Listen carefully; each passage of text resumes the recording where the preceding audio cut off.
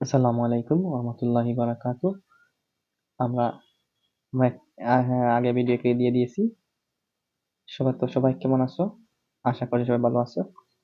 তো আমরা এই চ্যানেলে আমরা গুরুত্বপূর্ণ টপিক ভিত্তিক আমরা আরবি ছোট্ট ছোট্ট ভিডিও আকারে আমরা আপলোড করে থাকি। তো নতুনদের জন্য খুব গুরুত্ব সহকারে আমরা চেষ্টা করছি আপনাদেরকে বুঝিয়ে দেওয়ার। এই দেখেন আপনাদের যাচ্ছি, এই ভিডিওগুলো দেখবেন, কিসের জন্য দেখবেন এবং কেন করবেন। এই ভিডিওগুলো দেখার পরে আপনাদের একটি মনের মধ্যে একটি আকাঙ্ক্ষা জাগবে, এগুলো আমাদের জানা তো আগে ছিল না। আর যাদের ছিল সবাইকে জানাচ্ছি অসংখ্য ধন্যবাদ। আর এগুলো করার কারণে আমরা আজকে দেখব কিভাবে আমরা আলোচনা করব সেগুলো, এগুলোর ফায়দা কি সেগুলো আমরা আজকে জানবো, বা কিভাবে একটি বাক্য তৈরি করতে হয় সেগুলো জানবো আজকে। তো সেটি জানতে হলে আমি আগে সবাইকে বলবো যে আমার চ্যানেলটি যারা নতুন রয়েছে সবাই চ্যানেলটি সাবস্ক্রাইব করবে এবং পাশে থাকা বেল আইকনে ক্লিক করে দিবে যাতে নতুন নতুন ভিডিও ইনশাআল্লাহ তোমরা পেয়ে যাও। আর যারা অলরেডি চ্যানেলটি সাবস্ক্রাইব করে রেখেছো তোমাকে জানাচ্ছি অসংখ্য অসংখ্য ধন্যবাদ। আসলে আমরা পড়েছিলাম এটি, দেখেন, হাজা হাজা হাজা হাজা হাজিহি জালিকা তিলকা তালিকা, সেগুলো হচ্ছে, আমি দেখাচ্ছি, এইগুলোর নাম হচ্ছে, দেখছেন আমি টিক মার্ক করে দিচ্ছি, সেগুলোকে কি বলা হয়? সেগুলোকে বলা হয় ইশারা, আসমাউল ইশারা বলা হয়। আসমাউল কি? আর নিচের একটি দেখছেন, এগুলো হচ্ছে ইসমুল ইশারা। কি? ইসমুল ইশারা। এই দেখেন আমি টিক মার্ক করে দিয়েছি। এগুলো দ্বারা বাক্য কিভাবে আহ, তৈরি করতে হয় সেগুলো আমরা আজকে এই ছোট্ট একটি ভিডিওর মাধ্যমে দেখিয়ে দিব। তো আপনারা ভিডিওগুলো লক্ষ্য করো। তো সেগুলো হচ্ছে, এই শব্দ দিয়ে আমরা ইশারা করতে পারি। এই শব্দ দিয়ে এটি ওইটি সেটি, মানে হচ্ছে ইশারা, ইঙ্গিত বাচক শব্দ যেগুলো বলা হয়, এগুলো হচ্ছে আসমাউল ইশারা বা ইসমুল ইশারা। তোমরা দেখবো বাক্য গঠন করতে হবে। দেখেন, এর চারটি শব্দ দ্বারা ব্যক্তি, বস্তু, সরি নিচের দিকে স্ক্রল করা হয়, টিক মানে ধরে ফেলছে, বস্তুর প্রতি ইশারা ইঙ্গিত করা হয়, সেগুলোকে আসমাউল ইশারা বা ইসমুল ইশারা বলা হয়। তোমরা নিচের দিকে আমি দেখবো, তিলকা, জালিকা, হাজিহি, হাজা দ্বারা বাক্য গঠনের পদ্ধতি। বাক্য গঠনের কি পদ্ধতি? বাক্য গঠনের পদ্ধতি। আচ্ছা, তো একটি বই, তারপরে আমরা দেখবো একটি মাদ্রাসা, তারপরে দেখবো একটি কলম বা একটি খাতা।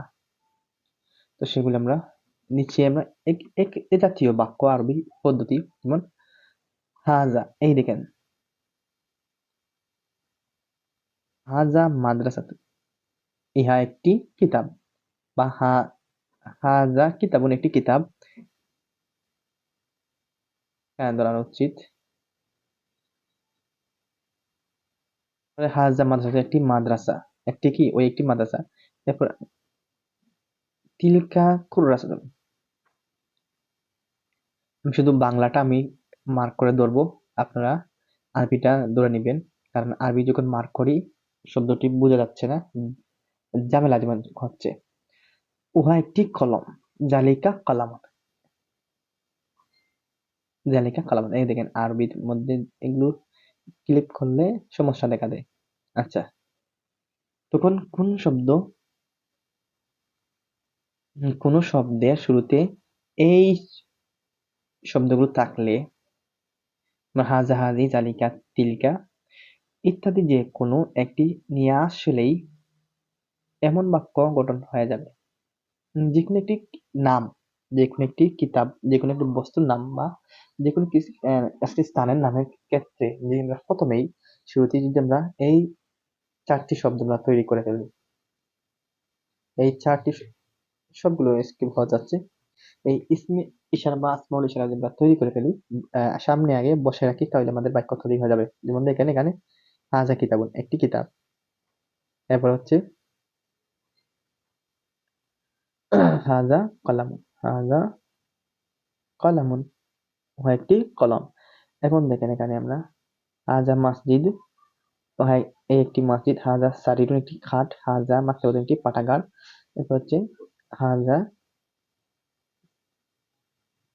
এই দেখেন এগুলো কেটে দিচ্ছি, জালিকা হিব্রুন একটি ওই একটি খালি, জালিকা বলে একটি ঘর, জালি, এরপর হচ্ছে সবগুলো হয়ে যাচ্ছে, মার্ক করা যাচ্ছে, জালিকা কুরসিউন একটি চেয়ার। আচ্ছা, এখন হাজা জালিকা দুটি শব্দ, এদিকে হাজা জালিকা দুটি শব্দ সর্বদা মুজাক্কর শব্দের শুরুতে আসে, মুজাক্কর শব্দের শুরুতে আসে, দুটি শব্দ মুজাক্কর শব্দের শুরুতে চলে আসে। আর হাজিহি, তিলকা, এই দুটি শব্দ মন্নস শব্দের শুরুতে চলে আসে, মন্নস শব্দের শুরুতে চলে আসে। মনসেবাজ আলামত চিনার জন্য আমরা উপর দিকে আলোচনা করছিলাম, সেটি হচ্ছে গুলতা, যেগুলোর মধ্যে গুলতা নাই সেগুলো হচ্ছে মুজাক্কর, যেগুলোর মধ্যে গুলতা রয়েছে সেগুলো হচ্ছে মন্নস। আচ্ছা, মনস মানে কি? হাজিহি মাদ্রাসাতি, হাজিহি মাদ্রাসাতি, বা তিলকা, তিলকা কুররাসাতি, তিলকা কুররাসাতি। এরপর দেখেন তিলকা, সেটি সেটি কুররাসাতির অর্থ হচ্ছে কুররাসাতি চেয়ার, না কুররাসাত খাতা, কুরসিন চেয়ার কুররাসাত খাতা। আচ্ছা, এখন আমরা দেখেন এগুলো মার্ক করি,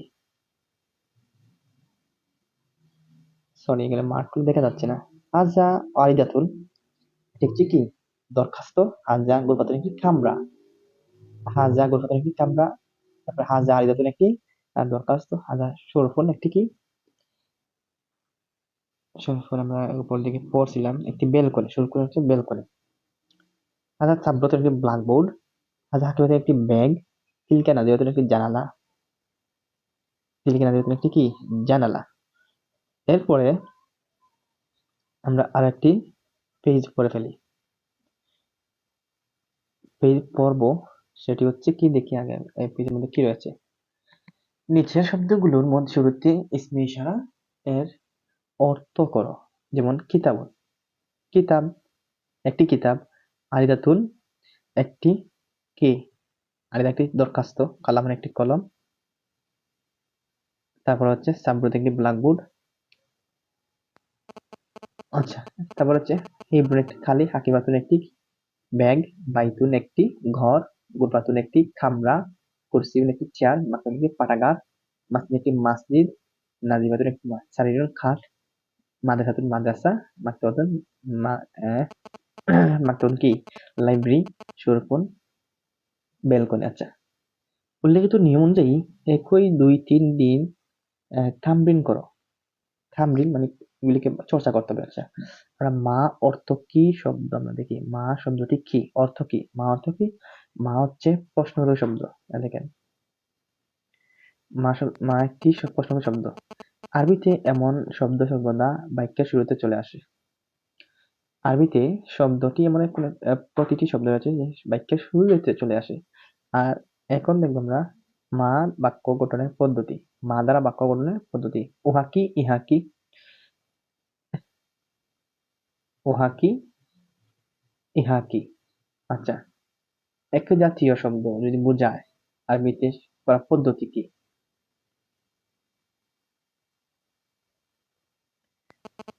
দেখেন মাহাজা এই শব্দ দেখেন, ইত্যাদি শব্দগুলো যে কোনো একটি শুরুতে মা নিয়ে আসলেই বাক্য গঠন হয়ে যাবে।